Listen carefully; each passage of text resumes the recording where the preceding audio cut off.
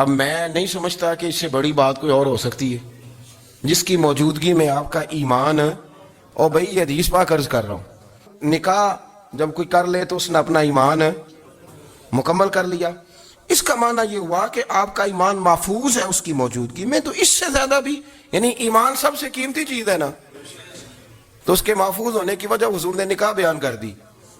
اب میرا خیال ہے بیوی اگر کوئی اس سے بڑا حقوق مانگے گی تو بیوقوفی کرے گی۔ اتنا بڑا درجہ نبی کریم نے اسے عطا کر دیا، اتنا بڑا مقام دے دیا کہ تو خاوند کے ایمان کے محفوظ ہونے کا ذریعہ بن گئی ہے۔ عورت کو جو حقوق رسول کریم صلی اللہ تعالی علیہ وسلم نے عطا فرمائے، نبی پاک نے جو حقوق دیے، دیکھیں نا، حضرت عبداللہ ابن عمر رضی اللہ تعالیٰ عنہ کی اہلیہ بیمار تھی، تو جلدی جلدی سے وہ آئے، تو جب بہت جلدی ہو، سفر بڑا شدید تھا، تو آپ نے جلدی سے نماز ادا کی، جلدی سے چلے۔ آپ کے خادم کہنے لگے حضور خیریت ہے؟ فرمایا میری بیوی بیمار ہے۔ تو اس نے عرض کی حضور آپ کی اہلیہ بیمار ہے، تو آپ نے نماز بھی جلدی سے پڑھی، سفر بھی جلدی جلدی کیا۔ تو فرمانے لگے یہ وہ چیزیں ہیں جو ہمیں مدینے والے رسول نے سکھائی۔ آپ اس کیفیات کو سمجھیں کہ حضور صلی اللہ علیہ وسلم نے درس دیا۔ اور پھر ایک اور بہت بڑی بات، یہ فضیلت کسی اور کو نہیں دی، جو عورت کو حضور نے فضیلت دی، یہ فضیلت کسی اور کو نہیں دی۔ کبھی حضور نے فرمایا کہ تمہارا ابا تمہارے ساتھ بہت سخت رویہ کرے تو تم نے اس کو اس سختی پر داد دینی ہے؟ فرمایا چلو اگر وہ زیادتی بھی کرے تو تم نے اس کے ساتھ سلوک اچھا ہی کرنا ہے۔ لیکن آپ ایک بات کو سمجھے نا کہ بچے کے بارے میں، بیٹے کے بارے میں، بیٹی کے بارے میں فرمایا 10 سال کے ہو کے نماز نہ پڑھے تو سختی کرو، تمہارا ڈنڈا بھی لٹکنا چاہیے۔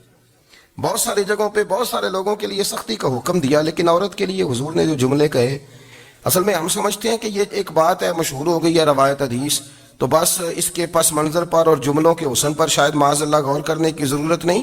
ذرا اس لفظ کی تاثیر پر غور کریں۔ حضور نے فرمایا عورت ٹیڑھی پسلی سے پیدا کی گئی ہے، یہ ٹیڑھی ہے، کو سیدھا کرنے کی کوشش کرو گے تو ٹوٹ جائے گی۔ تو حضور پھر ہمارے لیے حکم کیا ہے؟ فرمایا جیسی ہے تم اسی کے ساتھ نبھا کرو۔ آپ سمجھیں کہ اتنا محفوظ حضور نے درجہ دے دیا بی بی کو، اتنا محفوظ کہ فرمایا غلطی بھی ہو تو میرے غلاموں تم اس کے ساتھ نبھا کرو، گزارا کر لو۔ کو کیا اور حق چاہیے عورت کو، جس کو اس کی غلطیوں سمیت نبی پاک نے قبول کرنے کا حکم دے دی کہ اس کی کمزوریوں سمیت قبول کر لو۔ اب اس کو اور کیا کوئی کمزوریوں سمیت قبول کرتا ہے؟ کبھی آپ دکان پہ بیٹھے ہو تو آپ کہیں بھی اس میں یہ بھی غلطی، میرے مال میں یہ بھی کمزوری ہے، یہ بھی کمزوری ہے، یہ بھی کمزوری ہے، تو کر لے قبول؟ کرتا ہے کوئی؟ کوئی شخص ایسا ہو جو کسی چیز کی کمزوریاں بیان کر کے کہ اسے قبول کرو؟ پر رسول کریم صلی اللہ تعالی علیہ وسلم نے نا ہمیں سبق دیا، حضور نے ہمیں درس دیا، نبی پاک نے ہمیں پیغام دیا۔ فرمایا یہ ٹیڑھی ہے، سیدھی کرنے کی کوشش کرو گے تو بیچاری ٹوٹ جائے گی، تو اس کے ساتھ نبھا کر جاؤ۔ آپ میری بات کو سمجھیے گا۔ چلیں میں اس پر ایک اور بخاری مسلم کی حدیث پڑھتا ہوں۔ حضرت سلمان فارسی رضی اللہ تعالیٰ عنہ اور حضرت ابو درداء کے درمیان بھائی چارہ تھا۔ مکے سے مدینے جب لوگ آئے تو حضور نے بھائی بھائی بنایا تھا، ان کے درمیان بھائی چارہ تھا، تو ابھی پردے کی آیات نازل نہیں ہوئی تھیں، تو لوگ ایک دوسرے کی طرف جاتے تھے۔ حضرت سلمان فارسی رضی اللہ تعالیٰ عنہ حضرت ابو درداء رضی اللہ تعالیٰ عنہ کے گھر میں تشریف لے گئے تو دیکھا کہ ان کی بیوی بڑی غمگین بیٹھی ہیں۔ تو ہم نے فرمایا بہن کیا ہوا؟ تو کہنے لگی تمہارے بھائی کو دلچسپی کوئی نہیں رہی، ہر روز روزہ رکھ لیتا ہے اور ساری ساری رات نفل پڑھتا ہے۔ حضرت سلمان فارسی کہنے لگے ٹھیک ہے کر لیتے ہیں بندوبست۔ الحمدللہ الذی ذی العزت والعلا والصلاة والسلام علی سید الانبیاء شمس الضحیٰ بدر الدجا نور الہدا منبع الجود والعطا، اما بعد، اعوذ باللہ من الشیطان الرجیم، بسم اللہ الرحمن الرحیم، قل للمؤمنین یغضوا من ابصارہم، صدق اللہ العظیم وصدق رسولہ النبی الکریم، ونحن علی ذلک لمن الشاہدین والشاکرین والحمد للہ رب العالمین۔ ان اللہ وملائکتہ یصلون علی النبی یا ایہا الذین آمنوا صلوا علیہ وسلموا تسلیما۔ الصلاۃ والسلام علیک یا سیدی یا رسول اللہ وعلی آلک واصحابک یا سیدی یا حبیب اللہ۔ تمام تعریفیں حمد و ثنا اللہ تبارک و تعالی کے لیے درود و سلام نبی اکرم نور مجسم شفیع معظم آقا کل ختم رسول دانائے سبل احمد مجتبی جناب حضرت محمد مصطفیٰ صلی اللہ تعالی علیہ وسلم کی ذات والا صفات کے لیے حمد و صلات کے بعد، اسلام فطرت کے عین مطابق دین ہے۔ نبی پاک صلی اللہ تعالی علیہ وسلم نے فرمایا ہے کہ میں اخلاق عالیہ کی تکمیل کرنے کے لیے دنیا میں آیا۔ جتنے اخلاق ہو سکتے تھے، جتنی خوبصورتیاں ہو سکتی تھیں، جتنی اللہ کو محبوب تھیں، وہ ساری میرے نبی کریم نے بیان فرمائی، ساری رسول کریم صلی اللہ تعالی علیہ وسلم نے بیان کر دی ہیں، جتنی خوبصورتیاں ہو سکتی تھیں۔ کچھ لوگ ایسے ہوتے ہیں جو بیچارے بائی نیچر ہی کچھ پریشانیوں کا شکار ہوتے ہیں، اور قرآن مجید نے جو ارشاد فرمایا نا کہ کچھ لوگ نفس کی خواہش کو اپنا خدا بنا لیتے ہیں، تو وہ بلا وجہ بھی بہت ساری باتیں کرتے ہیں جن کا کوئی وجود نہیں ہوتا۔ عورت کو حقوق دلانے کے لیے بہت سارے لوگ بہت ساری غلط باتیں کرتے ہیں۔ جو لوگ یہاں سے کسی کو لے جاتے تھے نا دبئی دھوکہ دے کے، اور لے جاتے تھے یورپ میں، عرب ممالک میں دھوکہ دے کے لے جاتے تھے، تو وہ بھی کوئی خواب ہی تو دکھاتے تھے کہ اتنے لاکھ تنخواہ ہوگی، اتنا کچھ ہوگا۔ وہاں جا کے پتہ چلتا تھا کہ جیب سے بھی دینے پڑیں گے کچھ۔ بہت سارے لوگ ایسے ہوتے ہیں، وہ سارے خوبصورتی کے نام پر ہی دھوکہ دیتے ہیں۔ آپ کو پتہ ہے کہ جو آدمی کسی کو لالچ دیتا ہے تو کسی کو لوٹنے کے لیے اسے لالچ دینا بڑا ضروری ہوتا ہے۔ لوگ پہلے لالچ دیتے ہیں پھر لوٹتے ہیں، پہلے مکمل لالچ دیتے ہیں، یہ چیز مل جائے گی، یہ چیز مل جائے گی۔ لوگ مکمل لالچ دیتے ہیں، اس کے بعد پھر لوٹتے ہیں۔ اور اگر لالچ نہ دیں تو کوئی آدمی قابو آئے گا؟ لوگ لوٹتے ہیں لالچ دے کر۔ اچھا، اب وہ جو جس کو لالچ دیا جا رہا ہوتا ہے وہ کہہ رہا ہوتا ہے کہ نہیں نہیں تمہیں نہیں پتا، وہ اس وقت ماننے کو تیار نہیں ہوتا۔ وہ کہتا ہے اتنی خوبصورت باتیں کر رہا ہے، اتنی اچھے پیغام دے رہا ہے، تم میرے دشمن ہو، تم مجھے منع کر رہے ہو۔ ہوش تب آتی ہے کہ جب سب کچھ لٹ جاتا ہے۔ عورت کو ویسے بھی قابو کرنا بڑا آسان ہوتا ہے۔ اعلیٰ حضرت بریلوی رحمۃ اللہ علیہ فرماتے ہیں بیٹیاں نازک شیشیاں ہوتی ہیں، ان کو تو ذرا سی چوٹ لگے تو ٹوٹ جاتی۔ دیکھیں کتنا بڑا جملہ کہا بریلی کے امام، نازک شیشیاں، ذرا کوئی آدمی گمراہ کرتا ہے، ذرا خراب کرتا ہے۔ اب دیکھیں نا، یہ جو بچیوں کو بچے مس گائیڈ کرتے ہیں، انہیں بڑے بڑے خواب دکھاتے ہیں، وہ بیچاری ماں باپ کو چھوڑ کے، بہن بھائی کو چھوڑ کے اس کے ساتھ شادی کرتی ہے، پھر جو اس کا بعد میں اشر ہوتا ہے، آپ ادلیاں نو سردار پہن تکے تے شرما والیاں نو جھوٹے ڈولیاں دے۔ پھر وہ بیچاری ماں باپ رکھتے نہیں، وہ ظلم کرتا ہے، تو کتنی بڑی تکلیف میں وہ بچی آ جاتی۔ نازک شیشی ہوتی ہے نا تو ٹوٹ جاتی۔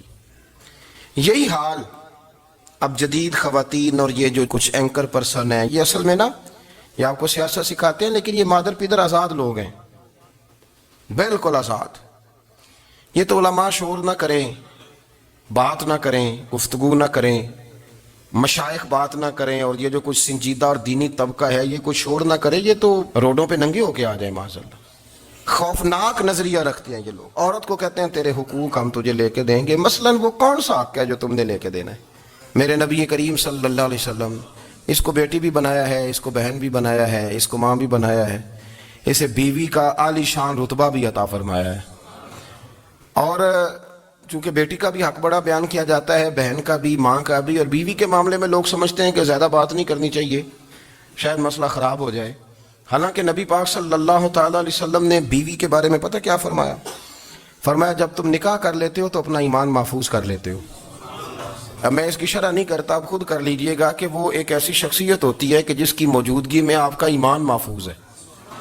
اب میں نہیں سمجھتا کہ اس سے بڑی بات کوئی اور ہو سکتی ہے، جس کی موجودگی میں آپ کا ایمان، اور بھئی یہ حدیث پاک عرض کر رہا ہوں، نکاح جب کوئی کر لے تو اس نے اپنا ایمان مکمل کر لیا۔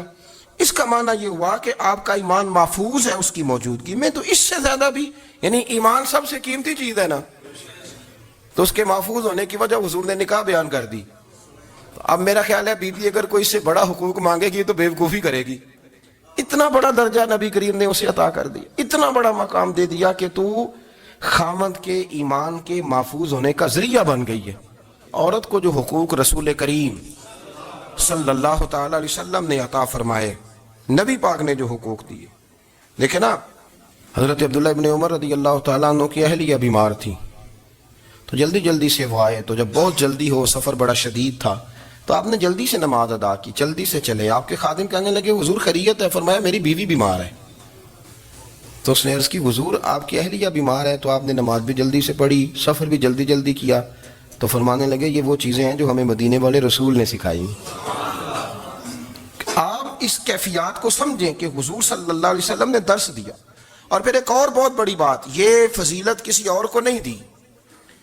جو عورت کو حضور نے فضیلت دی, یہ فضیلت کسی اور کو نہیں دی. کبھی حضور نے فرمایا کہ تمہارا ابا تمہارے ساتھ بہت سخت رویہ کرے تو تم نے اس کو اس سختی پر داد دینی ہے. فرمایا چلو اگر وہ زیادتی بھی کرے تو تم نے اس کے ساتھ سلوک اچھا ہی کرنا ہے. لیکن آپ ایک بات کو سمجھے نا کہ بچے کے بارے میں, بیٹے کے بارے میں, بیٹی کے بارے میں فرمایا 10 سال کے ہو کے نماز نہ پڑھے تو سختی کرو, تمہارا ڈنڈا بھی لٹکنا چاہیے.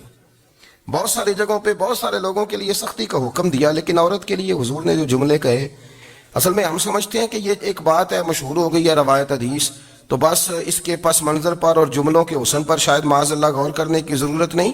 ذرا اس لفظ کی تاثیر پر غور کریں. حضور نے فرمایا عورت ٹیڑھی پسلی سے پیدا کی گئی ہے, یہ ٹیڑھی ہے, کو سیدھا کرنے کی کوشش کرو گے تو ٹوٹ جائے گی. تو حضور پھر ہمارے لیے حکم کیا ہے؟ فرمایا جیسی ہے تم اسی کے ساتھ نبھا کرو. آپ سمجھیں کہ اتنا محفوظ حضور نے درجہ دے دیا بی بی کو, اتنا محفوظ کہ فرمایا غلطی بھی ہو تو میرے غلاموں تم اس کے ساتھ نبھا کرو, گزارا کر لو. کو کیا اور حق چاہیے عورت کو جس کو اس کی غلطیوں سمیت نبی پاک نے قبول کرنے کا حکم دے دی کہ اس کی کمزوریوں سمیت قبول کر لو. اب اس کو اور کیا کوئی کمزوریوں سمیت قبول کرتا ہے؟ کبھی آپ دکان پہ بیٹھے ہو تو آپ کہیں بھی اس میں یہ بھی غلطی, میرے مال میں یہ بھی کمزوری ہے, یہ بھی کمزوری ہے, یہ بھی کمزوری ہے, تو کر لے قبول. کرتا ہے کوئی؟ کوئی شخص ایسا ہو جو کسی چیز کی کمزوریاں بیان کر کے کیسے قبول کرو؟ پر رسول کریم صلی اللہ تعالی علیہ وسلم نے نا ہمیں سبق دیا, حضور نے ہمیں درس دیا, نبی پاک نے ہمیں پیغام دیا. فرمایا یہ ٹیڑھی ہے, سیدھی کرنے کی کوشش کرو گے تو بیچاری ٹوٹ جائے گی, تو اس کے ساتھ نبھا کر جاؤ. آپ میری بات کو سمجھیے گا. چلیں میں اس پر ایک اور بخاری مسلم کی حدیث پڑھتا ہوں. حضرت سلمان فارسی رضی اللہ تعالیٰ عنہ اور حضرت ابو دردہ کے درمیان بھائی چارہ تھا. مکے سے مدینے جب لوگ آئے تو حضور نے بھائی بھائی بنایا تھا. ان کے درمیان بھائی چارہ تھا تو ابھی پردے کی آیات نازل نہیں ہوئی تھیں, تو لوگ ایک دوسرے کی طرف جاتے تھے.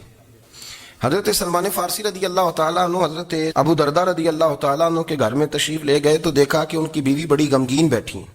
تو ہم نے فرمایا بہن کیا ہوا؟ تو کہنے لگی تمہارے بھائی کو دلچسپی کوئی نہیں رہی, ہر روز روزہ رکھ لیتا ہے اور ساری رات نفل پڑھتا ہے. حضرت سلمان فارسی کہنے لگے ٹھیک ہے کر لیتے ہیں بندوبست. نماز دین ہے کہ نہیں؟ دین ہے نا یہ چیزیں. لیکن حضرت سلمان فارسی جناب ابو دردہ سے کہنے لگے آج میں نے تیرے گھر میں رہنا رات کو, کیونکہ وہ تو ساری رات نماز پڑھتے تھے, نفل پڑھتے تھے. انہوں نے کہا ٹھیک ہے, ایک بستر لا کے بچھا دیا حضرت سلمان فارسی کے لیے. سلمان فارسی فرمانے لگے دوسرا بھی لا. کہا وہ کیا کرنا ہے؟ فرمانے لگے تو نے بھی سونا ہے, میں نے بھی سونا ہے, تو نے بھی سونا ہے, عشاء پڑھیں گے اور پھر دونوں سوئیں گے. کہا میں نے تو نماز پڑھنی ہے. فرمایا تہجد کے وقت اٹھ کے پڑھیں گے, اللہ کے رسول بھی رات آخری حصے میں جا کے نماز پڑھتے. ادھر ساتھ سلا لیا. وہ تھوڑی کو دیر سوئے, اب عادت تھی ساری رات اٹھنے کی, ذرا اٹھنے لگے بستر سے تو حضرت سلمان فارسی فرمایا چپ کر کے سو جا, وہ بڑی رات پڑی ہوئی, چپ کر کے سو جا. وہ لیٹ گئے, پھر اٹھنے لگے تو فرمایا سو جا چپ کر کے, بڑا ٹائم ہے. سحری کے وقت اٹھے, نفل پڑھے. ان کا ارادہ تھا روزہ رکھنے کا, تو فرمانے لگے کل رکھا تھا نا نفلی روزہ؟ جی رکھا تھا. پرسوں بھی رکھا تھا, ترسوں بھی رکھا تھا. فرمایا آج نہیں رکھنا, آج میں تیرا مہمان ہوں, سارا دن کٹھے مل کے روٹیاں کھائیں گے, آج نہیں روزہ رکھنا. سلا دیا.